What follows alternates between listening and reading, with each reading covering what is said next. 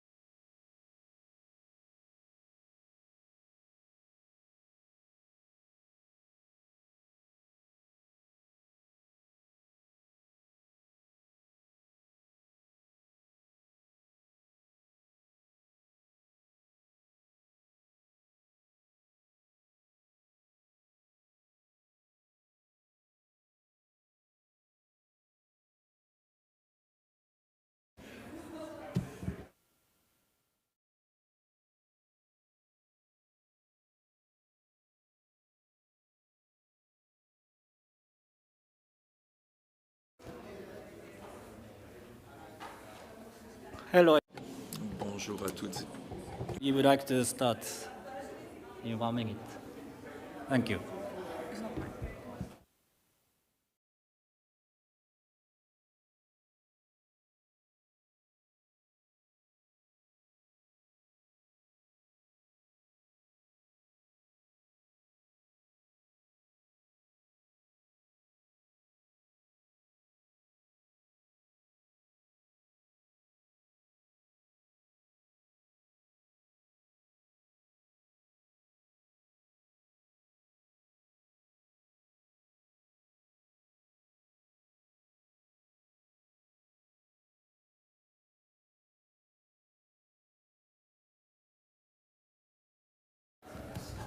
So thank you so much for attending this event.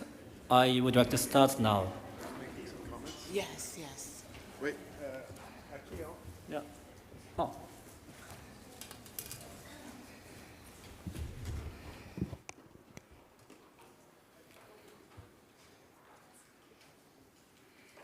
Hello again, everyone. I hope you were able to get out for some lunch and see Nashville a little bit. I know it's really cold out there, so if you went out, I hope you kept warm. We have an important site event for you today. GEMRA will present the outcome and recommendations of its risk assessment meetings on Listeria monocytogenes in foods. We will also hear about a practical web tool to support members to perform their own risk estimations and other insights into Listeria risk assessment from our speakers. I encourage you all to engage in this session, thinking about our Listeria work, including how best to incorporate GEMRA's recommendations into our text, and communicating your needs as members when it comes to the tools GEMRA can develop to support the implementation of our work. So we look forward to your active participation in this session. Without further ado, I invite Dr. Jeff Lejeune from FAO to kick us off.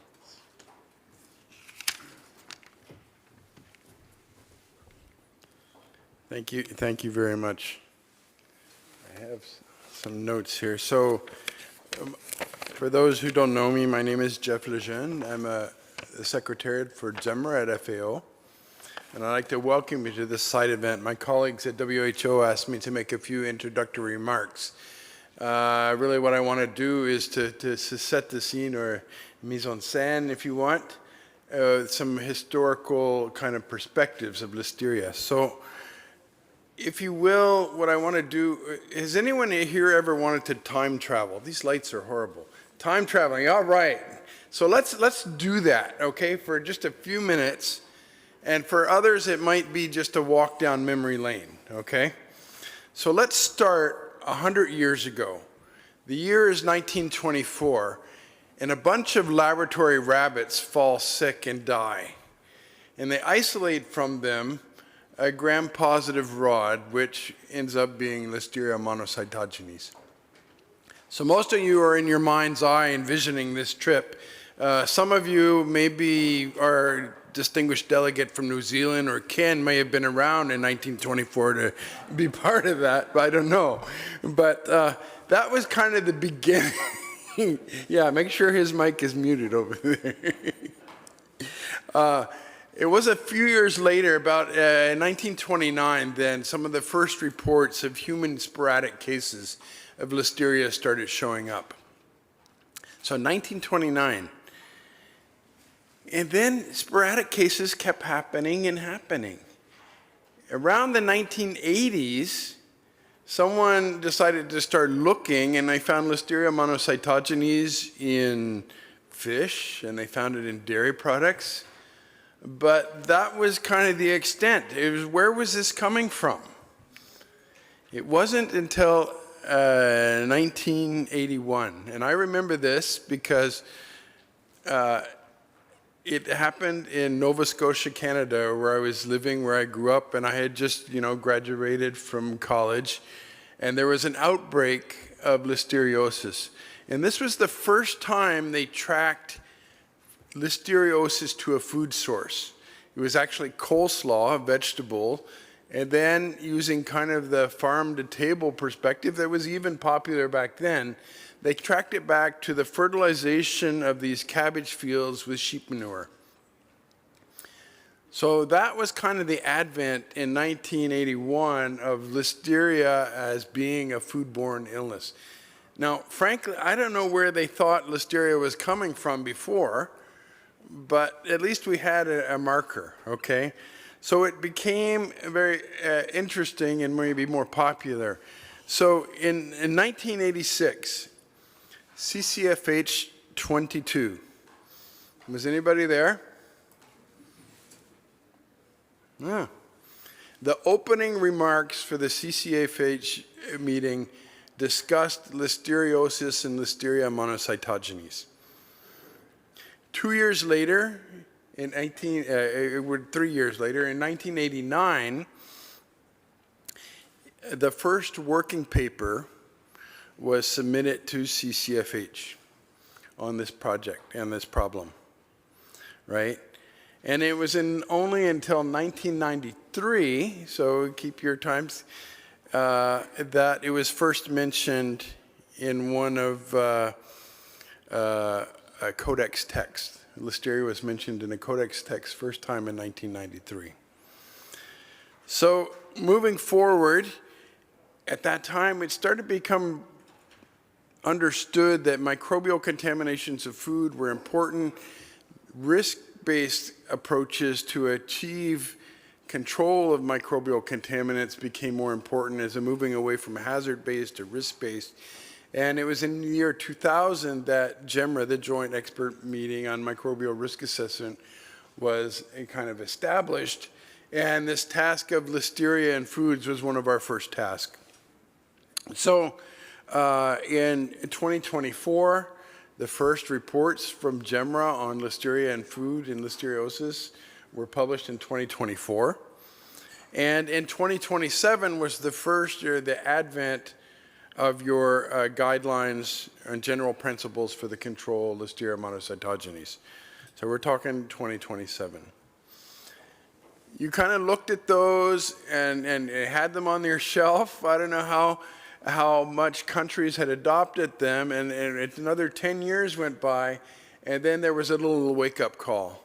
There was a very large outbreak in South Africa in 2017 and 2018 at Listeria. And that kind of got the attention of CCFH. And at the CCFH 50, okay, come on, somebody's got to been in, who was in Panama City? Okay, we got a few hands there. So Panama City, 2018, you decided to put on forward work the concept of readdressing Listeria monocytogenes. Okay. That was in 2018. Now, in 2020, in 2021, GEMRA held several meetings on Listeria trying to reassess, because it had been 20 years since we've looked at the data. What is the attribution? Where's the pathways for contamination? 20 and 21, we had meetings. And then it was in 2022 that a request from CCFH came to GEMRA for scientific advice. Now, just think about that now. It was in 2022 the request came. We started in 2020. You put on your forward work plan in 2018. So there's a little bit of mix-up in the timeline there. And this, we talked about doing some time travel. We talked about the past. Let's just move to the future a little bit. Everybody has these cards, right? Look at your card. On the back of the card, come on, people, pull it out. You have it, right? And tomorrow, at 16:30 to 1800, where it says, check emails and get ready for the reception. Oh, no, that's not what it says. It says a physical working group on priorities for new work, right? So I would encourage you to participate in that, whether it's new work on Listeria, which I think we're pretty close to finishing up, but thinking forward of other things. This 100-year history I just gave you of Listeria coming, there are other things that are happening that we may need to put on that, you may need to put on your new work and ask for scientific advice. Anyways, we get to today, 2025, where you're getting very close to completing these updated guidelines, and the tools that we have prepared are going to be presented here. So hopefully that puts it in perspective a little bit. And we can give you information. If you need more information, GEMRA is here, okay?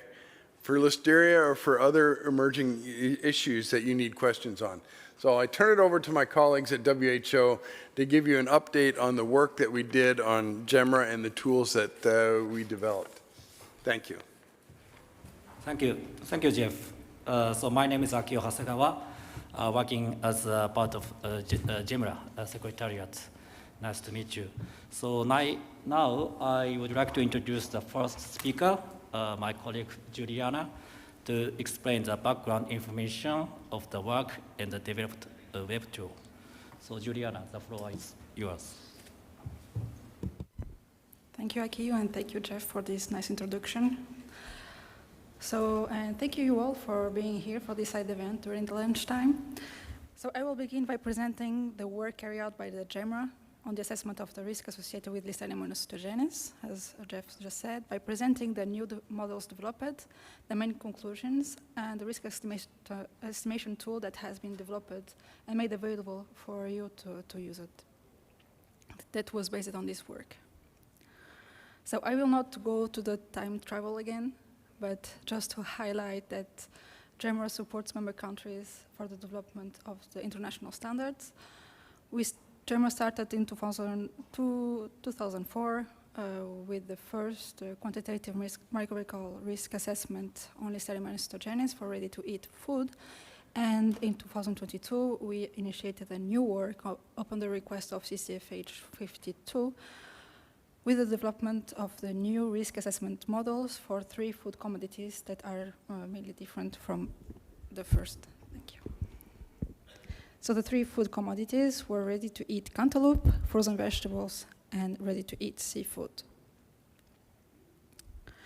So in addition to these new commodities, what is new with these new models? So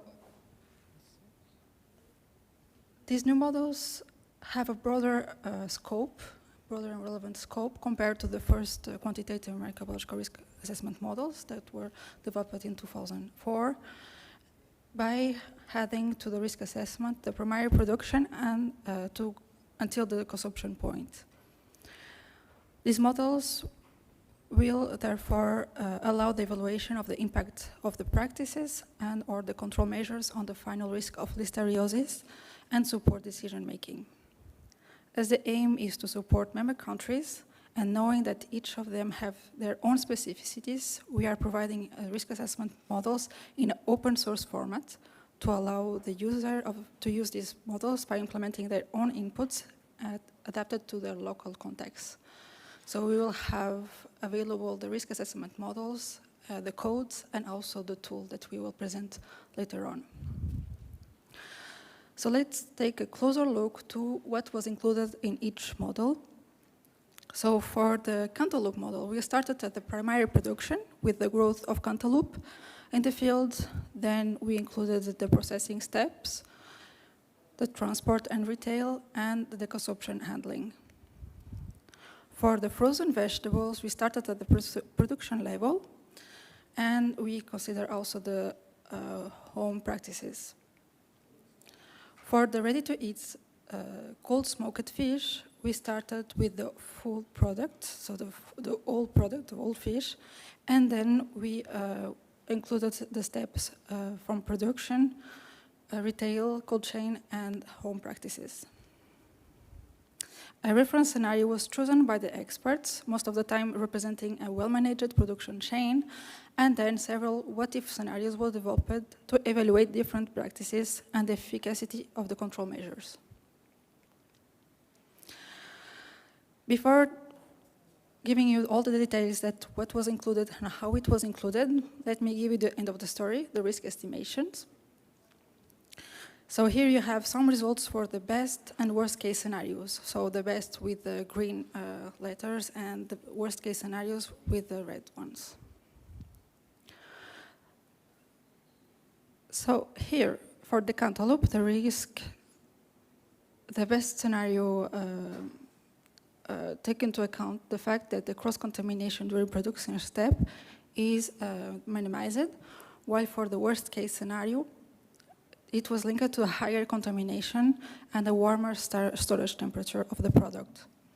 And we have a quite low probability of risk. So the 3 times 10 up to 9 minus 17 is the probability of have an illness, and by eating this kind of food, and these estimations were made per serving for increased susceptibility of population. For frozen vegetables, we have also the best and worst case scenario. For the best case scenario, we have almost the same level of probability of risk as for the Cantaloupe, and this best case scenario was linked to a stringent blanching and well cooking practices. And the worst case scenario was linked to the fact that the product was not blanched during the production chain. There was a high contamination from environment, a longer frosting time, and no cooking. And here the risk estimated was quite high. So as you can see here, and the number that you see here corresponds to one illness per 33,000 servings, which is quite high. Then we have for ready-to-eat seafood, we can see that lactic acid bacteria help to reduce the risk in the safest scenario, while the initial Listeria monocytogenes count is the main factor driving a higher risk of listeriosis. But now let's have a look to what was included in the model that allowed us to estimate the risk. So we have the 5 main modules before the estimation of the risk. The first estimated the initial contamination in the product. Then the function estimated the growth and inactivation of Listeria in the product during the processing, and also at in all the production chain until the consumption. And then we also simulated the cross-contamination and the portioning of the product, which means the spread of the bacteria when we divide the product in several units. The models included as many steps possible before retail, such as primary production and processing stages, as you said. These models were built based on available published data, though before we performed these risk assessment models, we conducted several systematic reviews that were evaluated by the experts, and based on expert opinions, these models were built. The probabilities of contamination were made by lots, and the risk was estimated by servings, as I presented before. We took the opportunity of, with these new models, to update the parameters of the dose response, but this will be presented later in another presentation. Finally, when possible, contamination from production, environment, and climate change effects on the risk were considered. So now, how it looks, the tool that was just published some time ago. So here you have the first page of the tool. This is the WHO risk estimation tool for Listeria monocytogenes in foods. You can have access by scanning the QR code or going to the link, and also you have the link on the presentation of this side event on CCFH website.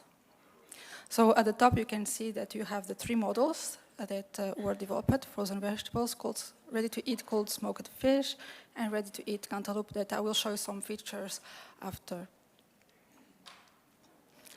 Now let's go module by module on how it was implemented in the risk assessment tool. So for example, for initial contamination of cantaloupe, this contamination was based on the literature, and as we started at the field, the initial contamination depended on the soil contamination and irrigation water. Indeed, for example, we can use organic fertilizers or that will impact the contamination of the product. And the irrigation, for example, if there was a heavy rain just sometime before the harvesting, the splash from the soil can contaminate the product and then increase the contamination levels. And how was this translated in the tool? You have here some videos. So you select ready-to-eat cantaloupe. On the left side, you can choose the step that you want to modify the parameters. Here, the primary production. Then we can play with the values of the different parameters that you can see here, like the contamination of the soil, the proportion of organic fertilizer used. And if you have any doubt, you can click on the little E icon, and you can have information about the functions that were applied, what is behind, so you can have the story behind, and also the arguments and the values, the units that are used. After you choose all your parameters, the values of parameters, you can click on Update Results. And this will give you the statistics, descriptive statistics of the prevalence and the counts of bacteria in the product for the primary production step. Next, the next module is the growth, and here you can see the dotted squares where the growth was estimated. So the growth was estimated with or without lag phase, depending on the steps, and also with or without the competition with other bacteria, for example, the lactic acid bacteria for the ready-to-eat smoked salmon at the cold chain step and home storage step. Let's see again the tool. Here, for example, we can choose the frozen vegetables. We saw that the growth was simulated for the defrosting step. We can choose the different values that we want to simulate and update the results. So if we keep the first page here, we still have the primary production value. So as we choose the defrosting step, we need to go to the top and choose the defrosting step pane window to see the values at this level. And here we have the results in terms of prevalence and count of Listeria in this stage.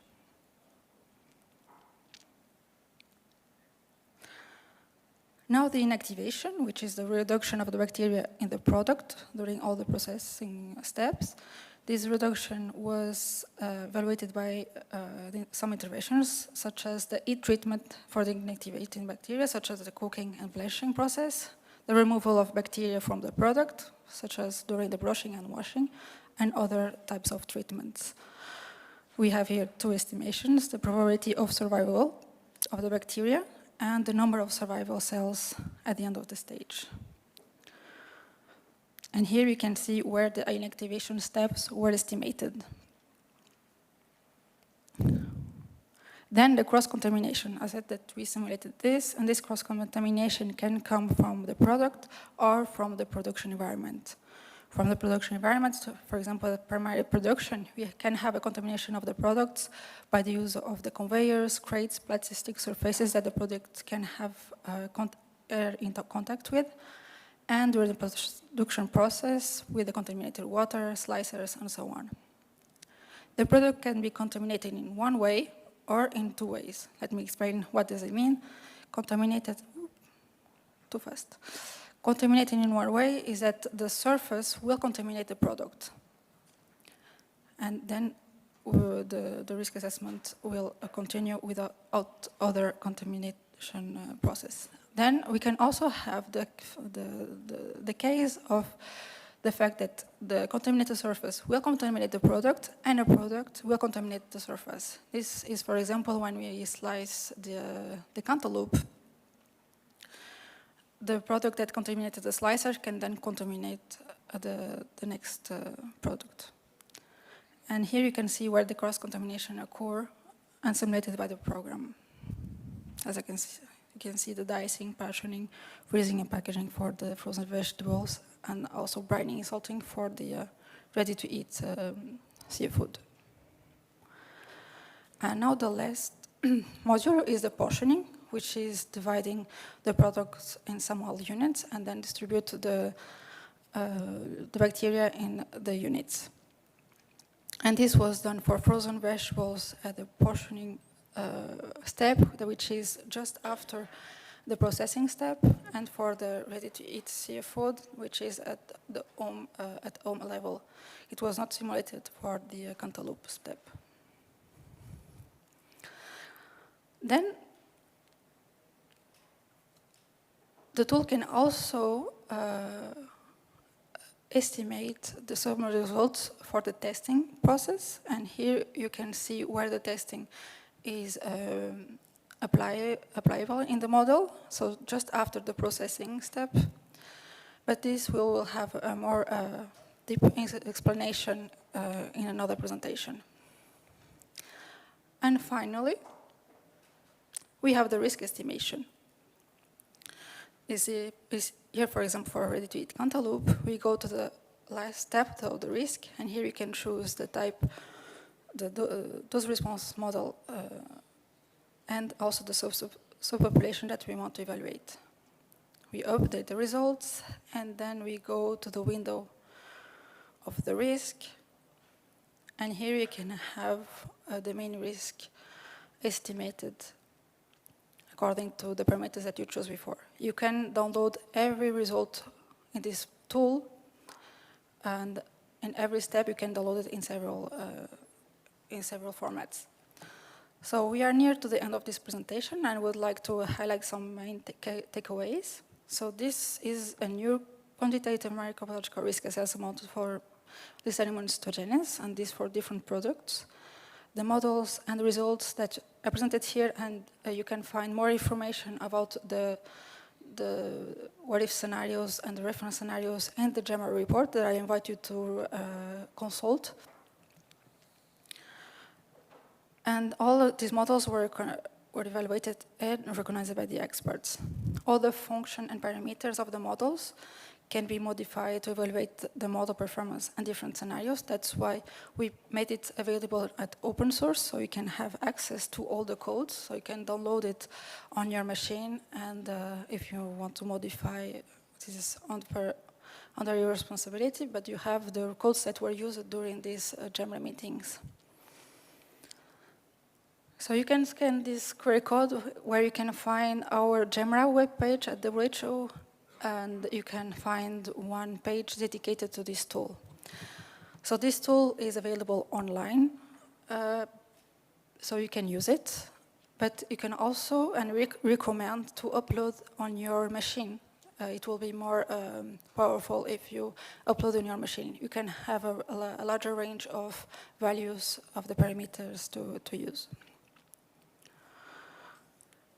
Now I want to thank all the experts that participated in the part 1 and part 2 GEMRA meetings on Listeria monocytogenes, so it was a huge work that were performed by the experts and all the consultants that were being together to make up this tool and to help member states to perform their own risk assessments and also to provide the recommendations to CCFH and the codex.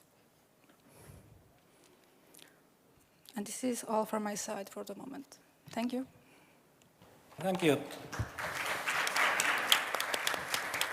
So thank you, Juliana, for the presentation. If you have any question for her presentation, we kindly ask you to hold them until the Q&A session at the end. So now I would like to introduce the next speaker, Dr. Regis Poirot, who attended the GEMRA meeting as a resource expert.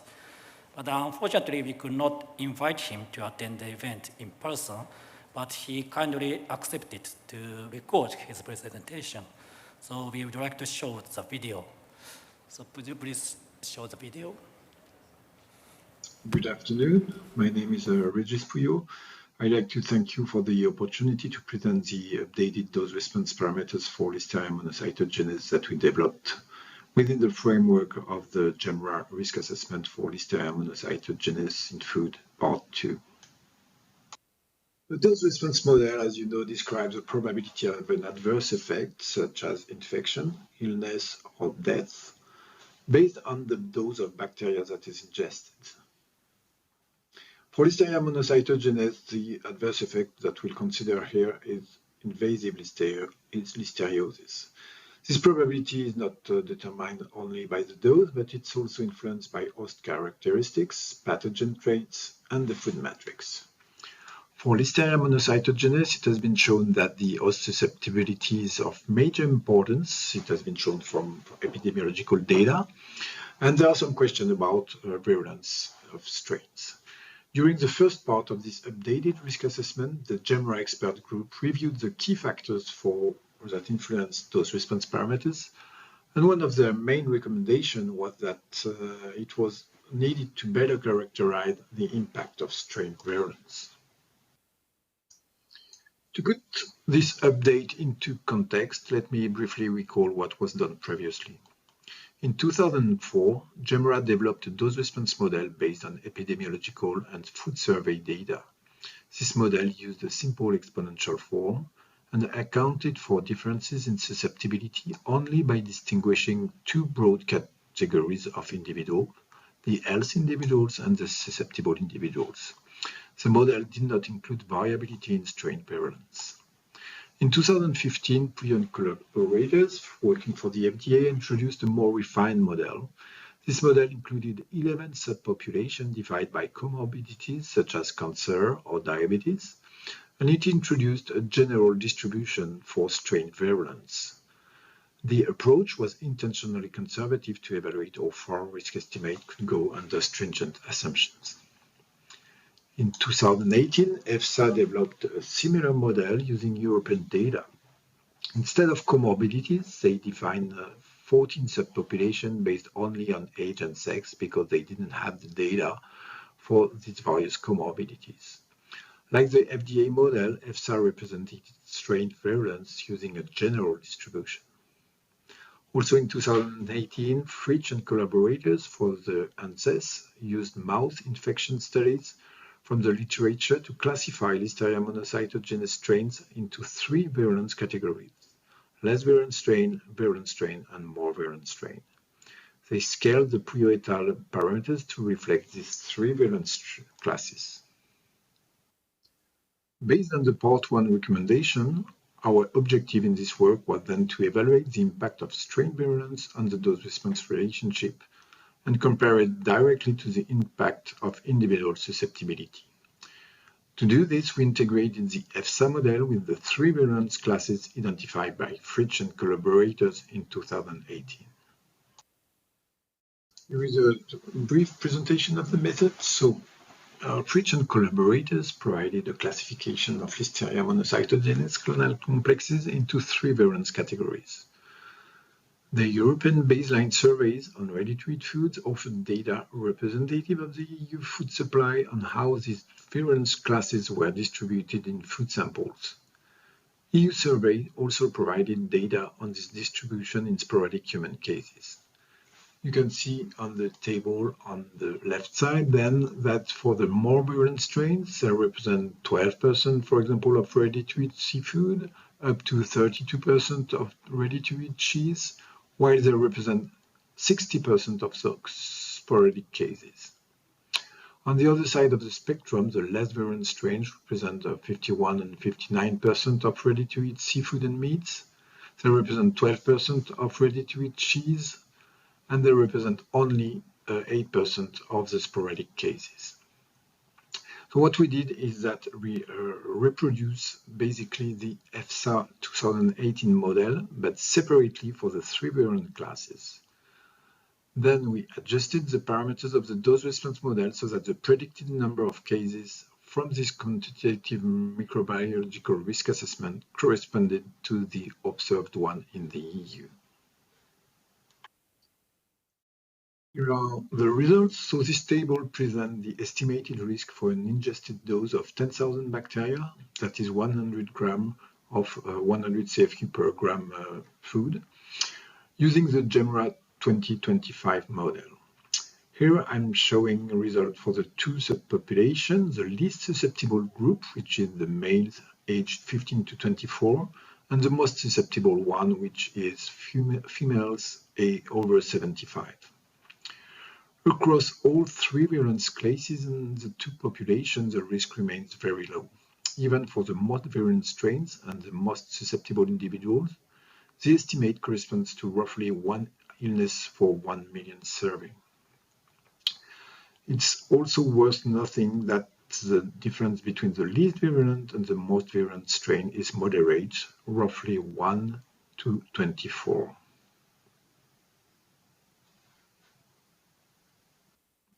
The second slide of the result compares the risk estimate also for a 10,000 CFU dose produced by the different available dose response model for the overall population. So here it's integrated over all subpopulation of the different models.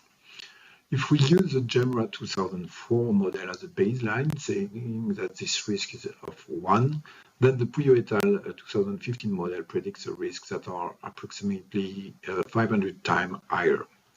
So that confirms the quite conservative options of this model. The EFSA 2018 predicts a risk that is roughly 60 times higher than the 2004 GEMRA model. And the new GEMRA 2025, so that separate according to the virulence of the strain, show that the less virulent strains would lead to a risk that is 6 times higher than the GEMRA 2004, while the more virulent strain leads to a risk that is 145 times higher. So the development of this model can help us to answer the central question, what matters more in terms of the dose-response relationship regarding strain virulence or individual susceptibility? The variation due to individual susceptibility is actually extremely large. Goulet et al. In 2006 showed that it ranges from a factor of 1 to more than 2,000. 2,000, for example, for the individual with liver cancer, but it was estimated, for example, to be 300 for pregnancy. In contrast, the variation due to strain virulence, as we observed in our model, range only from a factor from 1 to 23. So this shows that the individual differences in susceptibility have a much greater impact on risks and difference in strain virulence. In conclusion, this project helped us to develop the first dose response model considering separately subpopulation of individuals and strain virulence. The major future step would be to consider more comorbidities and class of individuals, as was done in the EU project. We conclude that the risk of listeriosis at low dose is expected to be extremely low, as it was currently developed in all these dose response models, and that the variation in individual susceptibility is far more impactful than variation in strain virulence. There is no low virulence strain, but only less virulent strains compared to the other. Thank you very much for your attention. Let's hold the members of the group the development of this project. You can find more details on virulence in the FAO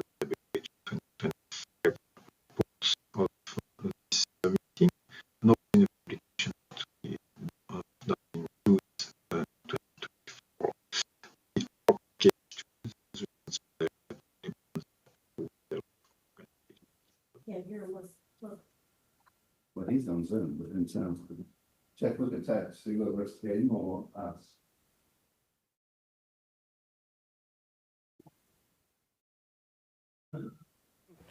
Let me text, hold on. Thank you, Regis. Sorry, just some technical issues happened at the end, but fortunately, Regis is attending this event online. So if you have any question for his presentation, please ask him at the end. So now I would like to introduce the next speaker, Dr. Andreas Kimmer, who attended the GEMRA meeting. Who attended the GEMRA meeting as an expert. So like Regis, we could not invite him to attend the meeting in person, but he kindly accepted to record his presentation. So I'd like to show the video. Please show the video.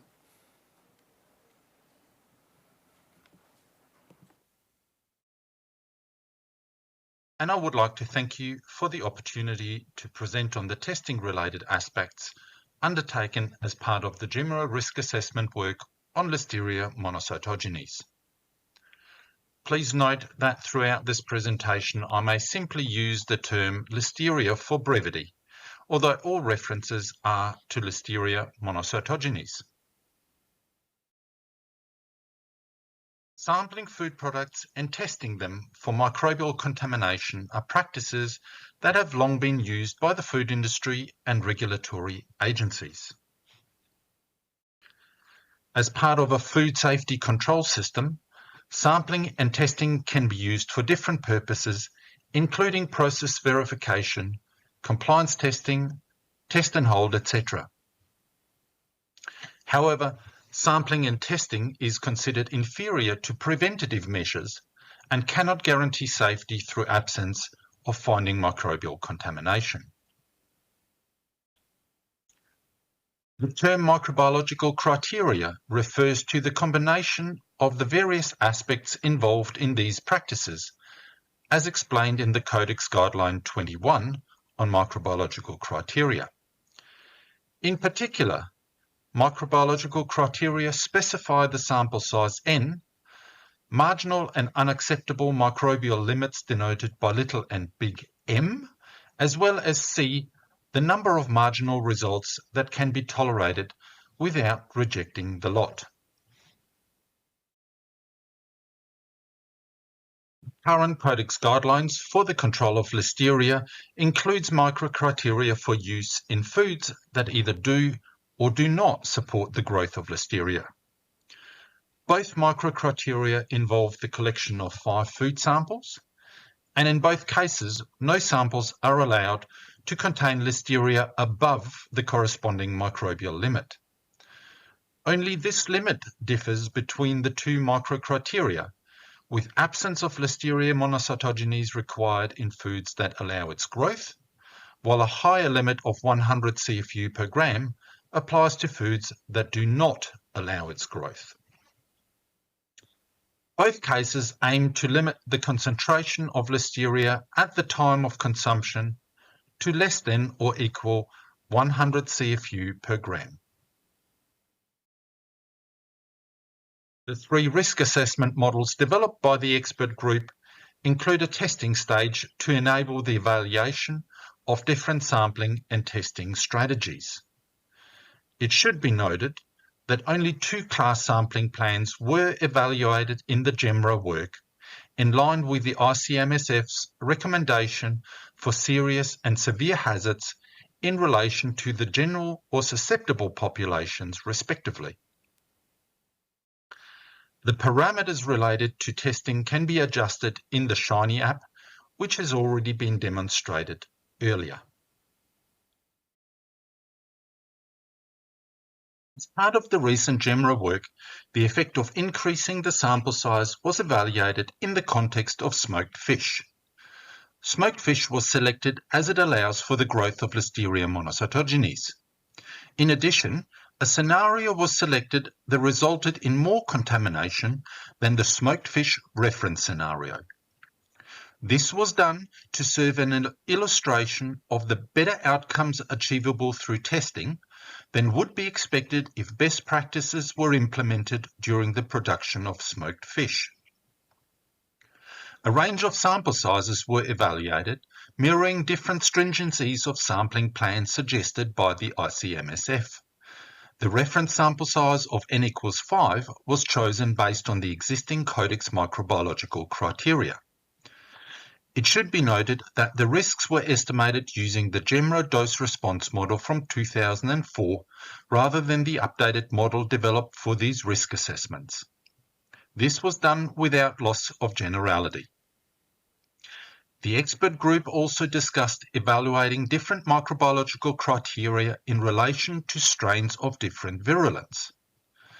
However, it was decided not to include the strain virulence in this evaluation, since all strains of Listeria monocytogenes have the potential to cause illness. Also, it was agreed that the same corrective action should be applied upon detection of any Listeria monocytogenes strains in ready-to-eat food. Furthermore, no evaluation was conducted in relation to environmental testing, though the same principles apply. The results from the simulation indicate that the absolute risk per serving of smoked fish for the evaluated scenario, which incorporated the current n equals 5 sampling plane, was 2.68 times 10 to the minus 9. This equates to one illness per approximately 373 million servings, which is a very small risk despite the assumptions of a lack of best practice processing. The implementation of the n equals 5 sampling plan also resulted in a rejection of about 8% of all lots produced. So what happens as we increase the sample size? Well, the results should come as no surprise. More stringent microcriteria using greater sample sizes result in more frequent rejection of lots and therefore reductions in risk. At the extreme, a sample size of n equals 60 yields a relative risk of 0.375 or 37.5%. though this comes from a very small absolute risk. In fact, the absolute risk is reduced to one illness per 10 billion servings at a cost of about 30% of lots being rejected. Whether such a reduction in risk is commensurate with the increased cost of testing and associated costs of lot rejection is, of course, a question for risk managers to contemplate. Finally, the question arises whether strain virulence is irrelevant in the context of testing. The answer is a resounding no. As noted before, the experts were unanimous in their assessment of the utility of strain virulence for judging lot disposition or for process verification. All strains of Listeria monocytogenes have the potential to result in illness and therefore should not be differentiated for this purpose. However, isolation of Listeria monocytogenes should be followed where possible by whole genome sequencing, including categorization according to strain virulence. Such strain classification will be very valuable for other purposes, such as developing better risk assessments, tracing food and investigating foodborne illness outbreaks, as well as for source attribution. Thank you for your attention, and a big thank you to my GEMRA colleagues who contributed to this work. Thank you. Thank you, Andres, for the presentation. So now we have some time for your questions. So we are happy to inform you that the 3 experts are attending this event online. Could you please show the 4th slide, the Q&A session? Thank you. So first expert is Dr. Regis Poirot, and the second expert is Dr. Moez Sana, who is the former unit head of the scientific standards and scientific advice on food and nutrition, WHO. And the third expert is Dr. Laurent Giller, who was the chair of the GEMRA Listeria Part 1 meeting. So if you have any question or comment, please push the button like we did in the morning session. Thank you. The floor is yours.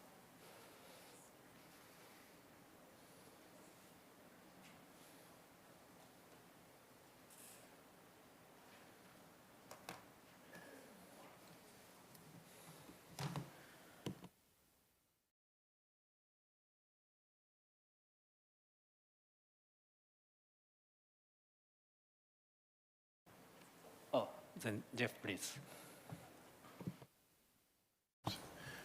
As we're waiting for questions to come in, I just wanted to draw your attention to something that is maybe a bit, you maybe noticed it, maybe you did pick up on this, but on the broader scale related to risk assessment. These Listeria models, it is emphasized that the virulence of the organism plays an important role in the level of disease. So, and that virulence is figured out or ascertained by the molecular mechanisms or the genomics of the organisms. We've used this method before, those of you who have been following CCFH, in our assessment for STEX. And that was the first time that we had characterized and ranked organisms based on their molecular virulence and associated that with the level of risk. So this is a trend that we're seeing that is emerging, the importance of using omics-based technologies to feed into risk models, both at GEMRA and potentially at your country level. So it's something that we feel that we need to be looking at in the future and figuring out what is the best way to integrate maybe not only genomics, but are there other omics principles that may be relevant, proteomics, metabolomics, things like that. So just something to keep in mind as we're evolving the process of risk-based risk assessment for food safety. So I'll just turn it back over. I don't know how your questions are coming there. New Zealand, please. Are we on? Yes, we're live now. Team, look, that's fantastic, and it's good to see from a knowledge perspective that we're able to break it down and identify those different susceptibilities and different virulence. But I keep on coming back to a point is how can we actually apply that from a regulatory perspective, and even from a practical perspective, because and just thinking about the STEC work which I was involved in, you know, you look at a sample and you might get one STEC out, but if you look more deeply, you might have 6 or 7 strains in there, and the same with the Listeria.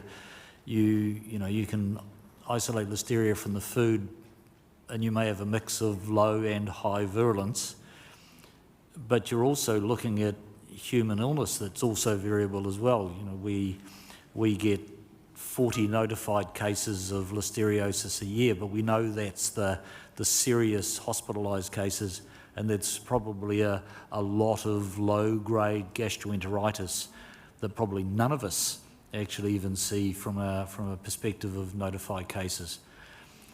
And I just yeah, great knowledge, but how do we apply this in a practical sense?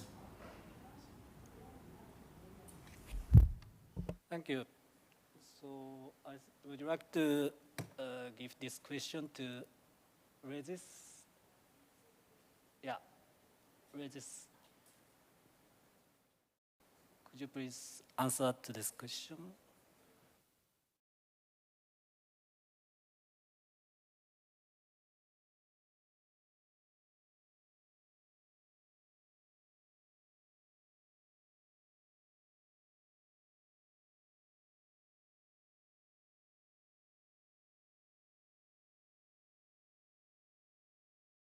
It's talking, but it's not. It's muted.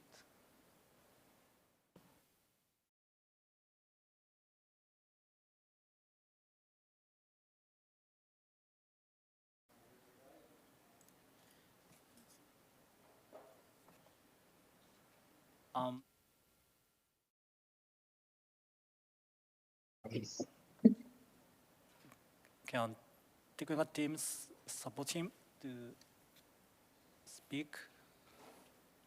Can you hear me in the room? Yes, now we can hear you. Okay, sorry. People could hear me online that weren't in the room. Thank you for this great question. I think that we are obviously talking here about Listeria monocytogenes, not other Listeria for which there's another story. But what we found here from this, notably in the derivation of the dose response, is that we really can't, at that step, talk about Listeria that wouldn't be an issue or that would be less an issue than others. Because as you saw, the difference in the relative risk of virulence is quite low. So even the less virulent strain are still maybe still be an issue compared to the very virulent one. So that was the objective of this derivation of the dose response model, and it really showed that we it might be difficult at that step to manage differently strains according to their class of virulence. Thank you, Regis. Is there any other question on the floor? Oh, ICMSF, please. Thank you, Mr. Chair. And first of all, to compliment the work of the JAMRA group. I think it's great science that has been brought together and also practical information on levels of risk in different scenarios. I was wondering, in practice, some of the risks we see are associated to misuse of frozen food or other ready-to-eat food in situations that would allow growth of the organism at the step of preparation, at the step of consumption. Do the report or these models also include scenarios on those risk levels for people to assess? Thank you. Thank you for your question. I would like to give this question to Laurent. Yes, can you hear me? Yes, we can hear you. Yeah, for sure.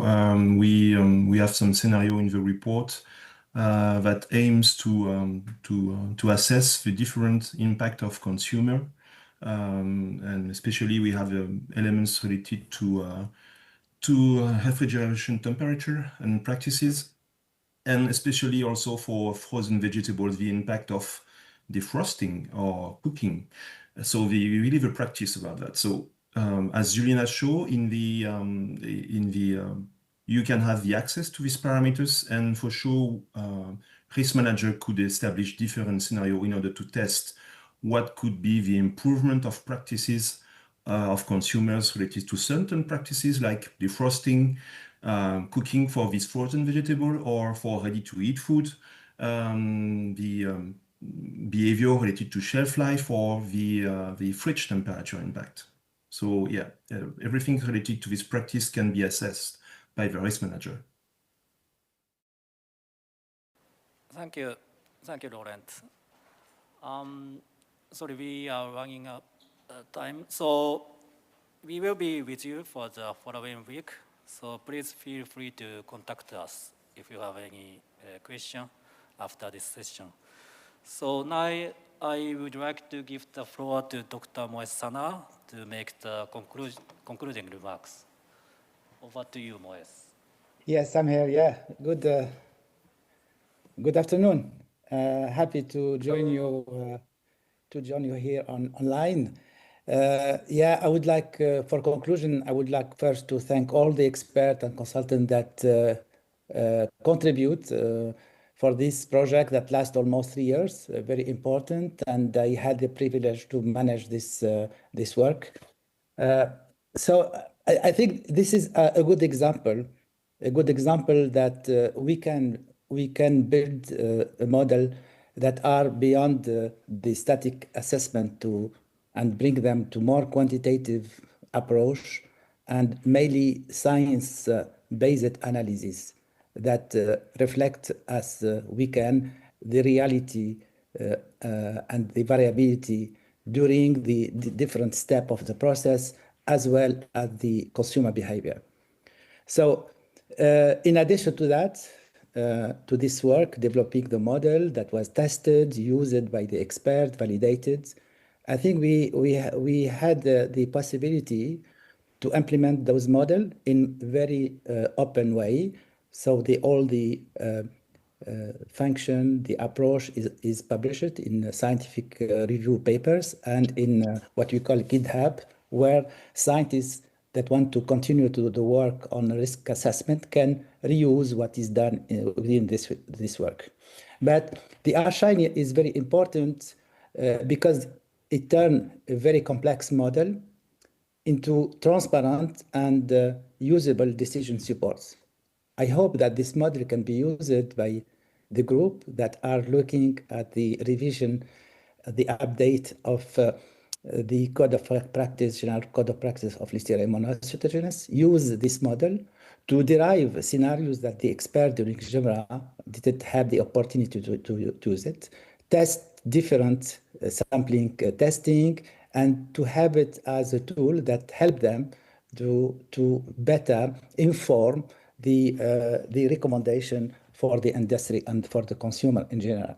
So thank you for your participation, and I think this is a good opportunity that show that complex things can be put in friendly web application that can be used by different manager at national or at international level.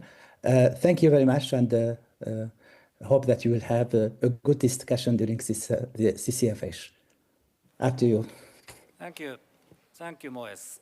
So finally, we would like to express our sincere gratitude to all the speakers, FAO colleagues, CCFH Secretariat, Codex Secretariat, and technical teams and interpreters who supported this event. Thank you very much for attending this event, and now I close the event. Thank you.